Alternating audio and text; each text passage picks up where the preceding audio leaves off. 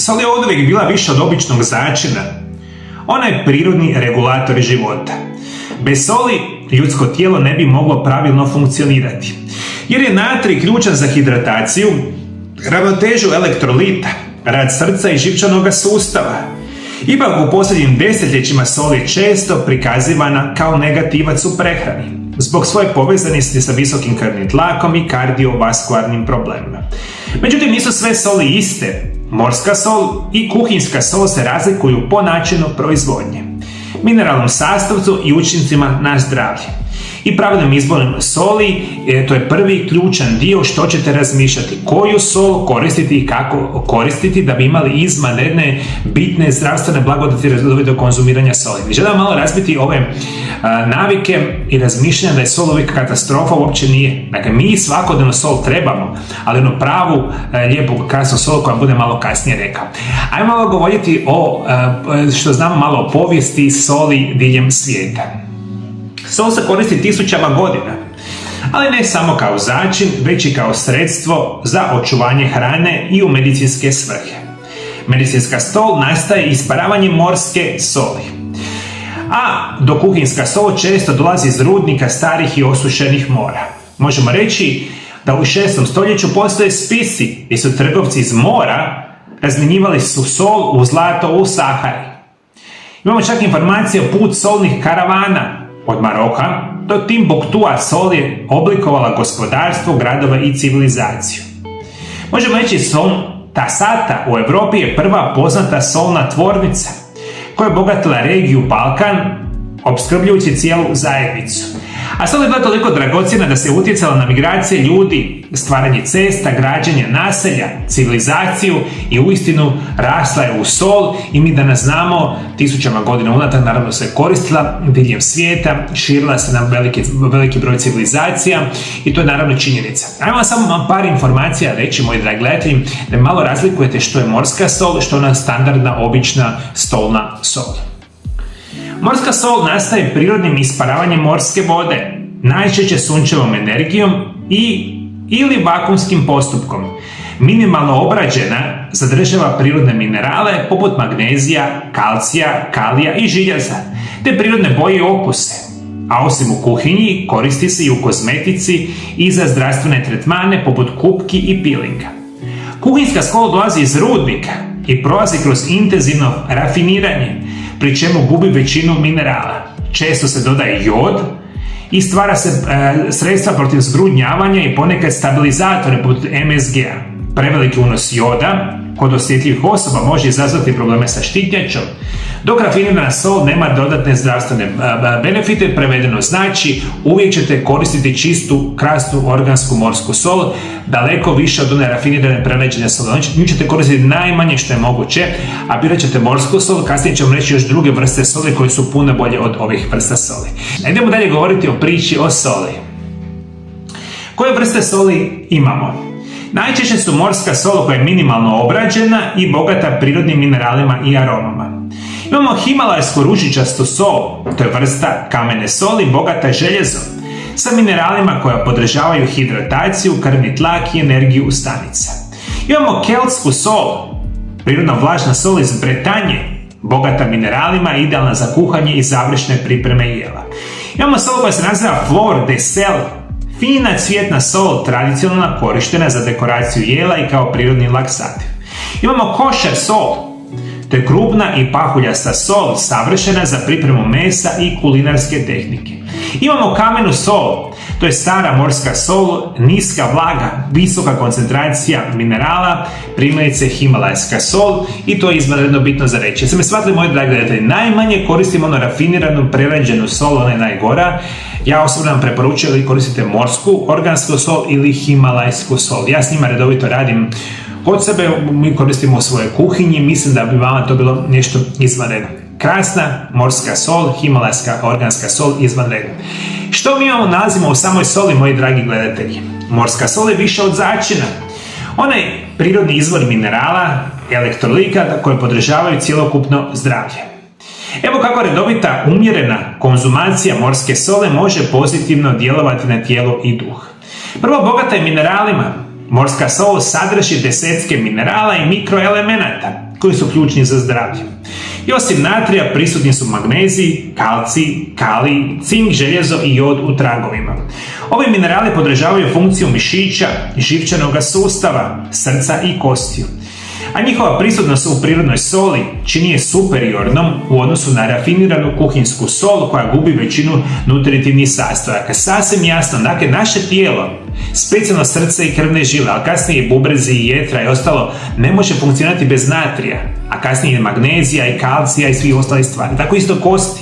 Zato umjerena svakodnevna korištenje morske soli je benefit i za mišiće, i za kosti, i za srce i krvne žile. Međutim, ono što još bitno morate shvatiti, kako je jedan od razloga zašto vi imate one otekline u vašem tijelu je disproporcionalno raspoređivanje tekućine u vašem organizmu. Imate otekline u nogama, nožnim zglobovima, stopovima i bilo gdje u tijelu, pa vam svakodnevno treba normalni balans i natrija, i kalcija, i magnezija u svakodnevnoj prehrani. I zato će vam koristiti umjereno korištenje svakodnevno soli, ne previše, govorim umjereno, primjereno, pomaže u izbacivanju viška tekućine iz tijelu i balans tekućina, što je jako, jako bitno za reći.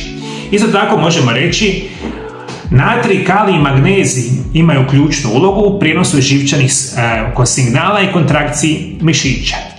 Nedostatak soli može uzrokovati umor, slabost mišića i poremećaj živčanog sustava, dok uravnotežen unos morske soli podržava koncentraciju, energiju i koordinaciju pokreta. Morska sol potiče proizvodnju želučane kiseline, što je ključno za pravilnu probavu. Želučana kiselina i zapravo same morska sol potiče razgradnju hrane i apsorpciju nutrijenata, uključujući željezo, kalcij, folate i vitamin B12. Nedostatak soli može dovesti do nadutosti, zatvora i drugih probavnih poteškoća. Mi danas znamo, osim prirodne kontrole rada srca i krvnih žila, redoviti unos same soli može poboljšati zdravlje vaše kože, smanjiti rizik od bora i puno toga. Dakle, ključ je da shvatite da primarno u samoj organskoj, krasnoj, recimo morskoj soli imate prilično veliku koncentraciju minerala bez kojih mi ne možemo živjeti. Kvaka je, kao i uvijek, razmišljanje i zato dolazi do onog velikog problema koliko soli nama treba. Koliko mi soli zapravo smijemo uzimati, jer prekomjerna količina soli u svakodnevnoj prehrani sigurno nije dobra. Možemo reći da umjerena količina morske soli je jako, jako dobra. I možemo reći da prema zdravstvenoj organizaciji dnevni unos natrija je do 2000 mg, oko 5 grama soli dnevno. To je približno jedna čajna žličica morske soli dnevno, što je jako, jako, jako bitno za reći. U svim namirnicama koje vi jedete, vi ne smijete, maksimalno smijete dnevno pojesti ili koristiti jednu malu žličicu soli. Sve preko toga nije dobro. A problem je što vi ne shvaćate koliko vi soli zapravo svakodnevno jedete. Jer ako malo bolje shvatite, sol je prilično jeftina i nju nalazimo praktično u svim namirnicama. Specijalno visoko prerađenim namirnicama koje mi kupujemo u svakodnevnoj prehrani i one su krcate sa soljom. Od onog crvenog mesa, prerađenih mesnih prerađevina zapravo do svega. I onda mi jako lako možemo prebaciti adekvatnu količinu soli svakodnevno jer jedemo ovo jako loše, ja uvijek kažem smeće od hrane koje je krcato i solju i šećerima i ostalim katastrofama. I zato morate voditi računa, morate biti pametni koliko vi zaista soli jedete. Ovo je specijalno bitno za vas, moji dragi gledateljice i gledatelji, koji imate problema sa visokim krvnim tlakom, bolestima srca i bolestima bubrega. Vama prekomjerna konzumacija soli uistinu može naškoditi.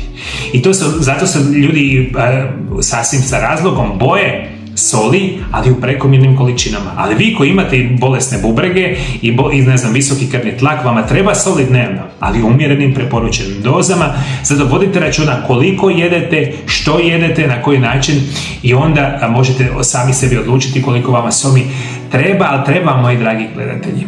Ono što možemo reći, sol dodate u kuhanju povrća, dodajte prstavak soli u vodu, na povrće zadrži boju i okus. Dodajte sol u juhe i variva, specijalno morsku sol prema okusu, ali ne pretjerujte. Možete sol dodati prilikom pečenja mesa i ribe. Nježno posolite meso prije pečenja i pečenja ribe. Morska sol može se koristiti kao trljanje mesa zajedno sa biljem. Sol koristite u salatama i umacima, jer sušenu morsku sol možete koristiti direktno na svježim salatama. Idealno je kombinirati sa maslinovim uljem i limunom kao zdrav preljev. Možemo reći, jako je bitno za savjete da koristite začinsko bilje kao što su peršin, ružmanin, timijan zajedno sa samom soli. I birajte prirodnu morsku sol umjesto rafinirane soli. I još jedna recimo jako bitna informacija, sol se može čak bolje još dodavati prilikom samoga jela, kad je jelo već gotovo i slično.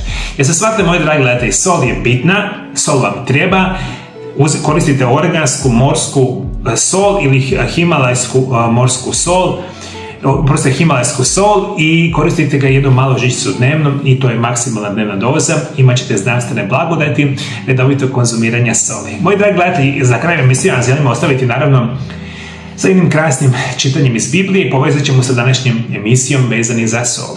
Danas čitamo nešto što se naziva Matej 5.13 i u Bibliji piše: vi ste sol zemlje. Ako sol postane beživotna, čime ćete se posoliti? Ne valja više ni za što, nego da se baci van i da ljudi gaze po njoj. Ovaj stih iz Mateja podsjeća nas da sol nije samo začin. On je simbol životne snage, vrijednosti i utjecaja koji svaki od nas može imati u svijetu. Kao što morska sol čuva ravnotežu tijela i donosi minerale potrebne za zdravlje, tako i naš život može biti sol zajednici, donoseći snagu, energiju i svjetlost. Na kraju dana, dok pripremate obrok sa zdravom soli, mineralom bogatom, možete se sjetiti ove simbolike. Svaka mala količina soli u našoj hrani nije samo podrška tijelu, nego i podsjetnik da je važnost našeg utjecaja i djelovanja u svakodnevnom životu. Da budemo prisutni, korisni i iscijeljujući za sebe i druge. Dokušate hranjive okuse jela, začinjenih morskom soli. Prisjetite da je sol bila simbol života, vrijednosti i trajne snage.